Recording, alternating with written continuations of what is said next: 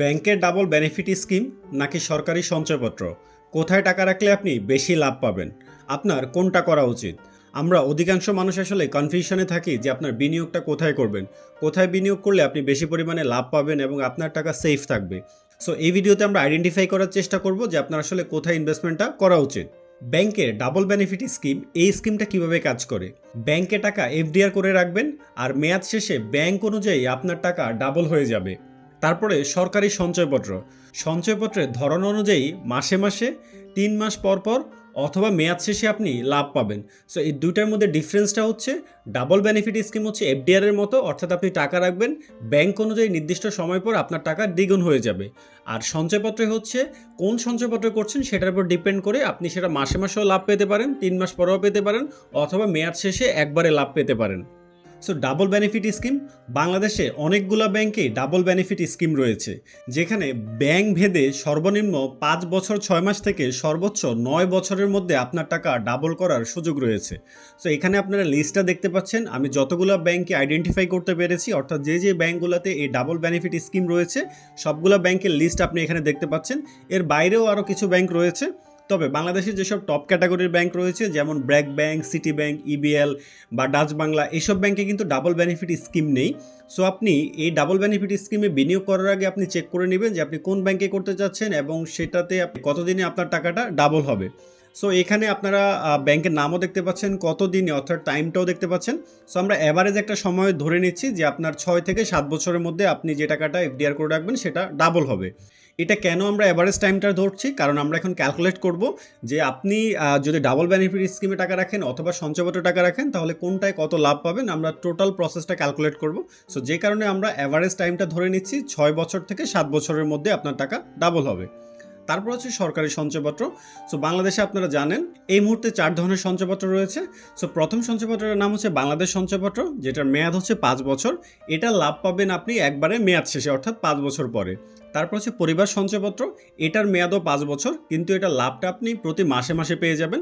আর pensioner সঞ্চয়পত্র, এটার মেয়াদও 5 বছর, এটার লাভও আপনি প্রতি মাসে মাসে পাবেন। এবং সর্বশেষ হচ্ছে 3 মাস অন্তর মুনাফা ভিত্তিক সঞ্চয়পত্র, যেটার মেয়াদ হচ্ছে 3 বছর, এর লাভটা আপনি পাবেন প্রতি 3 মাস পর পর। সো প্রথমে আমরা টেইনরটা পেয়ে গেলাম যে ডাবল বেনিফিট স্কিম আপনি কতদিন পরে ডাবল হবে, আর সঞ্চয়পত্রে আপনি কতদিন পর পরে লাভ পাবেন। সো এবার হচ্ছে আমাদের ক্যালকুলেশন করার টাইম, অর্থাৎ আপনি যদি ডাবল বেনিফিট স্কিমে 5 লাখ বা 10 লাখ টাকা বিনিয়োগ করেন তাহলে আপনি কত লাভ পাবেন, আর সেমভাবে আপনি যদি সরকারি সঞ্চয়পত্রেও 5 লাখ বা 10 লাখ টাকা বিনিয়োগ করেন সেক্ষেত্রে আপনি কত লাভ পাবেন। এবার চলুন আমরা সেটা ক্যালকুলেট করি। সো প্রথমে আমরা ক্যালকুলেট করব ব্যাংকের ডাবল বেনিফিট ডিপোজিট স্কিম নিয়ে। সো প্রথম যে ক্যালকুলেশনটা করবো এটা হচ্ছে 5 লাখ টাকা, যেটা 5 থেকে 7 বছরে আপনার টাকা ডাবল হবে। সো প্রথমত আমাদের ক্যালকুলেট করতে হবে এখান থেকে আসলে কী কী ধরনের চার্জ কাটা হবে। চার্জের মধ্যে প্রথমে রয়েছে এক্সাইজ ডিউটি, তারপরে যে আপনি ইন্টারেস্টটা পাবেন সেটার উপর সোর্স ট্যাক্স কাটা হবে। যদি আপনি ট্যাক্স রিটার্ন দেন তাহলে 10%, আর যদি ব্যাংকে আপনি ট্যাক্স রিটার্নের কপি জমা না দেন তাহলে যে ইন্টারেস্টটা পাবেন সেটার উপরে 15% ট্যাক্স কাটা হবে। সো চার্জের মধ্যে প্রথমে হচ্ছে আপনার এক্সাইজ ডিউটি কাটা হবে 1200 টাকা থেকে 1350 টাকার মতো। তারপর ট্যাক্স রিটার্ন দিলে আপনি যে ইন্টারেস্টটা পাবেন সেটার উপর আপনার সোর্স ট্যাক্স কেটে নেবে 50,000 টাকা, আর যদি ট্যাক্স রিটার্ন না দেন সেক্ষেত্রে এই অ্যামাউন্টটা হবে 75,000 টাকা। সো ডাবল বেনিফিট স্কিমে এই 5 লাখ টাকায় আপনার আনুমানিক খরচ হবে 51,200 টাকা থেকে 76,350 টাকা পর্যন্ত, আর মেয়াদ শেষে আপনি আনুমানিক ইন্টারেস্ট ফেরত পাবেন 4,48,800 টাকা থেকে 4,23,650 টাকা, সাথে তো আপনার মূল টাকা আপনি ফেরত পাবেনই। এবার হচ্ছে আপনি যদি 10 লাখ টাকা বিনিয়োগ করেন এই ডাবল বেনিফিট ডিপোজিট স্কিমে, সেক্ষেত্রে আপনার 5 থেকে 7 বছর সময় লাগবে আপনার টাকাটা দ্বিগুণ হতে। সো এখানে কী কী চার্জ কাটবে এবার সেটা দেখি। আপনার এক্সাইজ ডিউটি কাটা হবে 4,000 টাকা থেকে 5,000 টাকার মতো, এবং ট্যাক্স রিটার্ন দিলে আপনার সোর্স ট্যাক্স কাটা হবে 1 লাখ টাকা, আর যদি ট্যাক্স রিটার্নের কপি জমা না দেন সেক্ষেত্রে 1,15,000 টাকার মতো আপনার সোর্স ট্যাক্স কেটে নেওয়া হবে। সুতরাং ডাবল বেনিফিট ডিপোজিট স্কিমে এই 10 লাখ টাকার বিপরীতে আপনার আনুমানিক টোটাল খরচ কেটে নেবে 1,04,000 টাকা থেকে 1,20,000 টাকা পর্যন্ত, এবং মেয়াদ শেষে খরচ বাদ দিয়ে আপনি আনুমানিক ইন্টারেস্ট পাবেন 8,96,000 টাকা থেকে 8,80,000 টাকা পর্যন্ত। সো এখান থেকে আপনারা আইডিয়া নিতে পারেন যদি আপনি ব্যাংকের ডাবল বেনিফিট স্কিমে 5 লাখ অথবা 10 লাখ টাকা রাখেন সেক্ষেত্রে মেয়াদ শেষে আপনার চার্জ কাটার পরে অ্যাকচুয়ালি আপনি কত হাতে পাবেন। এবার চলুন আমরা ক্যালকুলেট করি যে সঞ্চয়পত্রে আপনি যদি বিনিয়োগ করেন সেক্ষেত্রে আপনি কত প্রফিট পাবেন।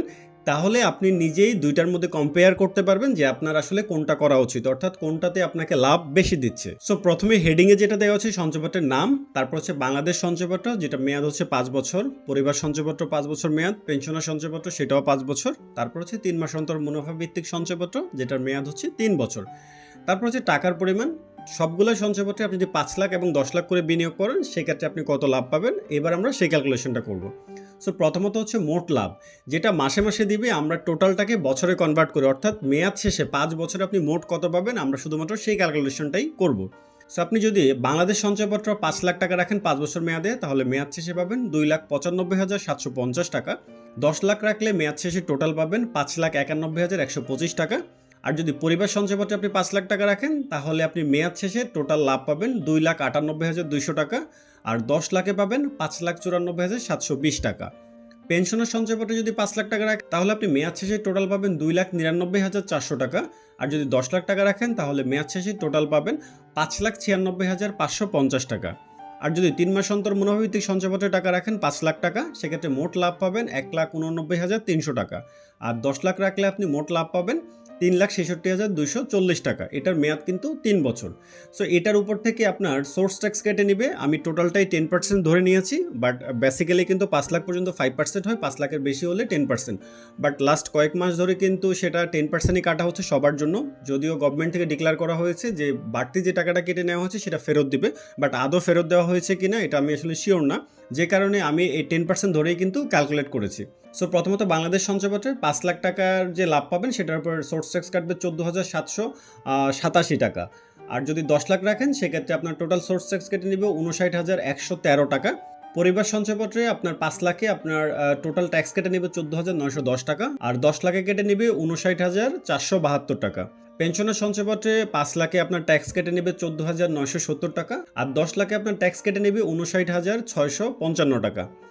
আর 3 মাস অন্তর মুনাফাভিত্তিক সঞ্চয়পত্রে 5 লাখে আপনার টোটাল ট্যাক্স কাটবে 9,465 টাকা। আর 10 লাখের ট্যাক্স কাটবে 36,624 টাকা। সো এই ট্যাক্স কাটার পরে আপনি নিট কত হাতে পাবেন? যদি বাংলাদেশ সঞ্চয়পত্রে 5 লাখ টাকা রাখেন তাহলে আপনি নিট হাতে পাবেন ট্যাক্স কাটার পরে 2,80,963 টাকা। আর 10 লাখে আপনি নিট হাতে পাবেন 5,32,013 টাকা। আর পরিবার সঞ্চয়পত্রে 5 লাখে আপনি নিট হাতে পাবেন 2,83,290 টাকা। আর 10 লাখে আপনি নিট হাতে পাবেন 5,35,248 টাকা। আর যদি পেনশনের সঞ্চয়পত্রে 5 লাখ রাখেন সেক্ষেত্রে নিট হাতে পাবেন 2,84,430 টাকা। আর 10 লাখে ট্যাক্স কাটার পরে নিট হাতে পাবেন 5,36,895 টাকা। আর যদি আপনি 3 মাস অন্তর মুনাফাভিত্তিক সঞ্চয়পত্রে রাখেন সেক্ষেত্রে 5 লাখে আপনি নিট হাতে পাবেন 1,79,835 টাকা। আর যদি 10 লাখ রাখেন সেক্ষেত্রে নিট হাতে পাবেন 3,29,616 টাকা। সঞ্চয়পত্রটা যখন আপনি কিনবেন তার জন্য তো অবশ্যই কোনো ব্যাঙ্ক অ্যাকাউন্টে টাকা জমা দিয়ে সঞ্চয়পত্রটা কিনতে হবে। আবার যখন আপনি সঞ্চয়পত্রটা ভাঙাবেন তখনও আপনার অ্যাকাউন্টে কিন্তু টাকাটা ফেরত দেবে, তার মানে আপনার অ্যাকাউন্টে দুইবার টাকাটা জমা হচ্ছে, যে কারণে আপনার অ্যাকাউন্ট থেকে সোর্স ট্যাক্স কাটা হতে পারে। 5 লাখের জন্য দুইবারে হচ্ছে 600 টাকা, আর 10 লাখের জন্য দুইবারে 1,000 টাকা। আর যদি আপনি সঞ্চয়পত্রটা না ভাঙান, অর্থাৎ কন্টিনিউয়াসলি আপনি রিনিউ করতে থাকেন, সেই ক্ষেত্রে কিন্তু একবারই কাটবে, যখন ডিপোজিট করবেন শুধুমাত্র তখন কেটে নেবে। সো আপনি এখন কিন্তু নিজে খুব সহজে বুঝতে পারবেন যে আপনি 5 বছরের জন্য যদি কোনো সঞ্চয়পত্র কিনেন তাহলে আপনি নিট কত পাচ্ছেন। আর যদি কোনো ব্যাংক আপনাকে 5 বছরে আপনাকে ডাবল দিচ্ছে বা 6 বছরে দিচ্ছে বা 7 বছরে দিচ্ছে, সেক্ষেত্রে সিচুয়েশন বুঝে আপনি চাইলে কিন্তু যে কোনো ব্যাংকেও বিনিয়োগ করতে পারেন। আর এরকম ব্যাংকিং রিলেটেড ভিডিও পেতে আমাদের চ্যানেলটি সাবস্ক্রাইব করার অনুরোধ রইল। যদি কোনো প্রশ্ন থাকে বা কোনো কিছু জানার থাকে তাহলে আমাকে কমেন্ট সেকশনে জানাবেন।